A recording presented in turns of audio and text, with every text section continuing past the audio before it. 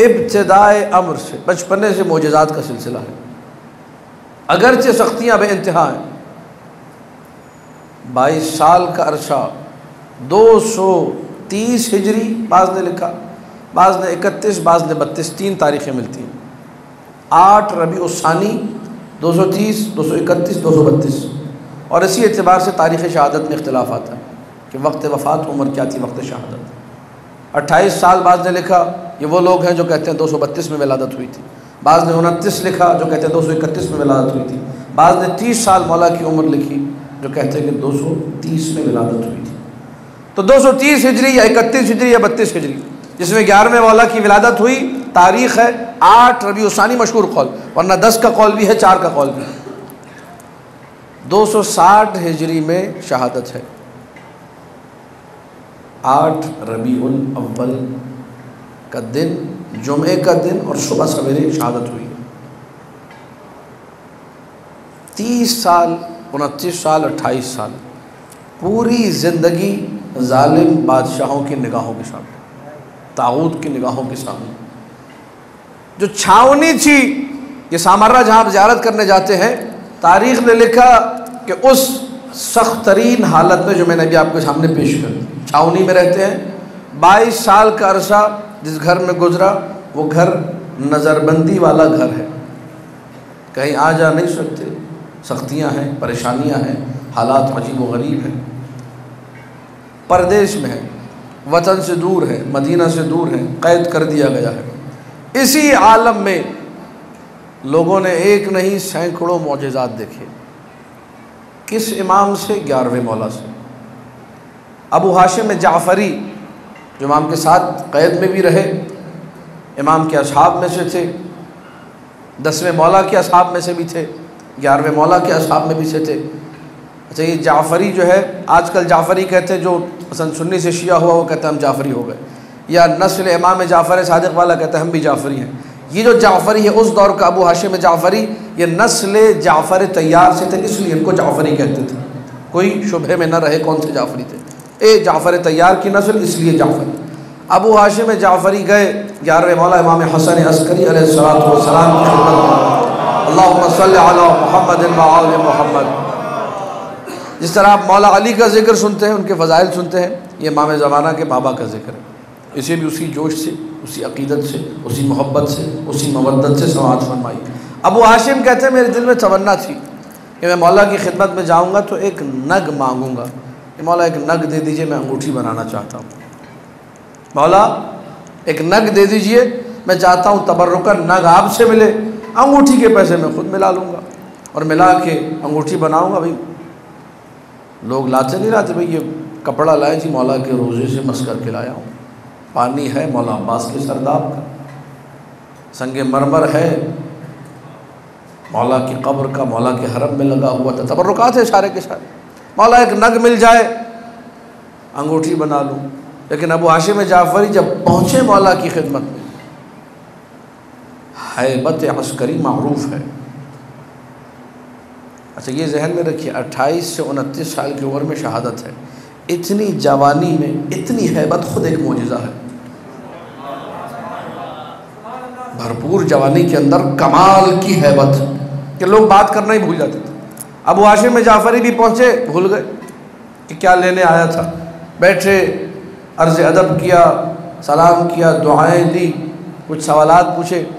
जब जाने लगे तो मौला ने एक अंगूठी फेंकी, उसको फेंका अबू हाशिम जाफ़री की तरफ, कहा कि दिल में तमन्ना फ़कत नग की लेकर आए थे, हम अंगूठी दे रहे हैं, नग भी तुम्हारा, अंगूठी भी तुम्हारा।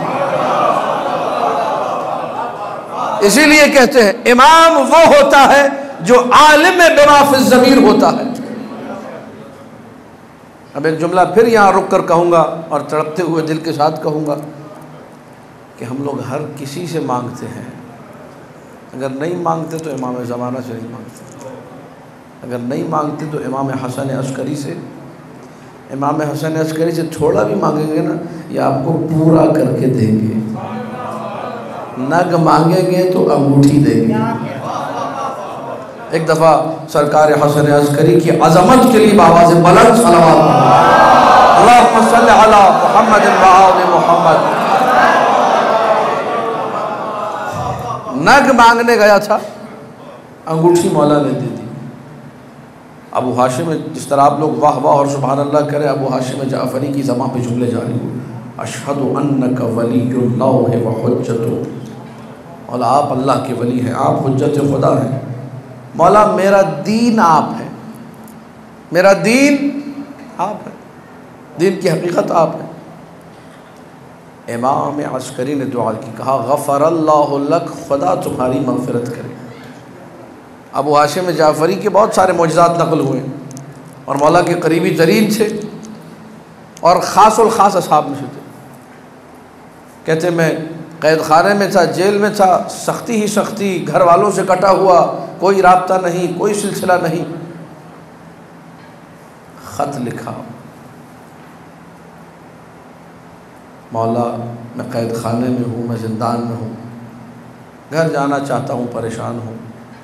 फिर दिल में ख़्याल आया कि घर जाऊँगा खाली हाथ जाऊँगा, अहलो अयाल को क्या शक्ल दिखाऊँगा, न हाथ में पैसा न दिरहम व दीनार, कुछ भी नहीं। चलो मौला को ये भी लिख देते कि मौला कुछ पैसे का भी बंदोबस्त कर दीजिए, कुछ दिरहम व दीनार भी। फिर शर्म आई कि नहीं, पहले कैद से तो छूट जाऊँ। ये मोमिन जो है ना, बाज़ औक़ात आइम्मा के साथ वो सलूक करता है जो अपने जैसे लोगों के साथ करता है।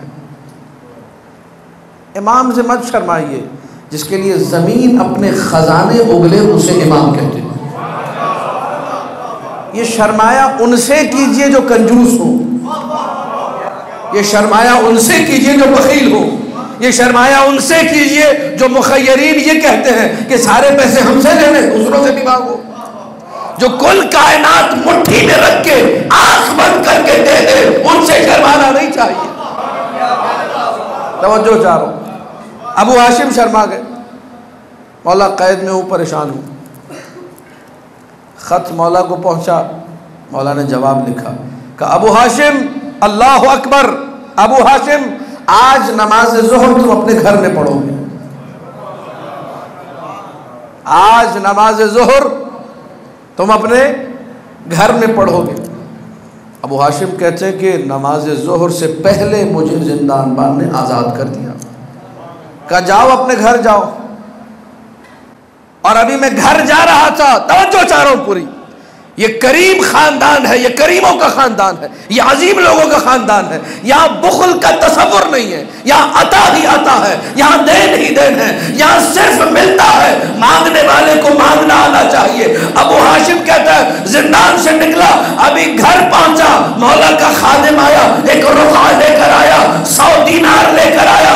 रुक़े पे लिखा हुआ था, उस तहरीर में सिर्फ इतना था, अबू हाशिम हमसे न शर्माया करो, दिल में वो बोल दिया करो हम देने वाले हैं। अल्लाह अकबर।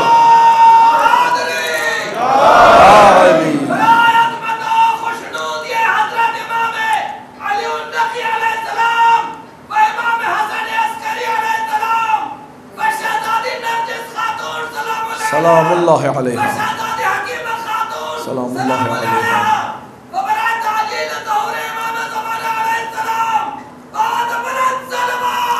अल्लाहुम्मा सल्लि अला मुहम्मदिन व आलि मुहम्मद।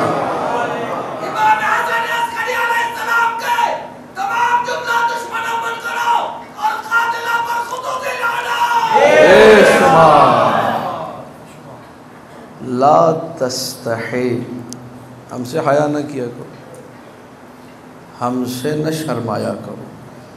ये शर्मा शर्मी और लोगों के साथ अच्छी लगती है जिनकी अता पे शक हो। आपको मासूम की अता पे शक है? नहीं। जब नहीं है तो दिल खोल के मांगिए, उनके देने में कोई कमी नहीं है, जो चाहे आपको मिलेगा। हाँ, मांगने का सलीका नहीं आता, कुछ बदतमीज़, कुछ बेअदब, ये हमारे मामलात हैं, नक्स हमारी तरफ से, ये ऐब हमारा है। उनकी अता में तो कोई कमी नहीं। ये अबू हाशिम जाफ़री का बस एक और सुन लीजिए, अगर अबू हाशिम का ये जुमला अल्लामा मजलिसी ने नक़ल किया कि मैं कभी मौला के पास न गया मगर ये कि मैंने मोजज़ा ज़रूर देखा। बिना मोजज़ा देखे कभी बारगाह मासूम से मैं नहीं उठा। ये अबू हाशिम जाफ़री के जुमले। कहते जब एक दफ़ा इमाम के साथ साथ जा रहा था, हालात बड़े ख़राब थे और मौला भी सवार, मैं भी सवार। जब मौला आगे चल रहे, मैं पीछे अदब व एहतराम में। ऐसे में दिल में सोचा कि कर्ज़ा बड़ा चढ़ा हुआ है, पता नहीं कैसे अदा होगा, क्या होगा। तो फ़ौरन मौला की सवारी रुक गई।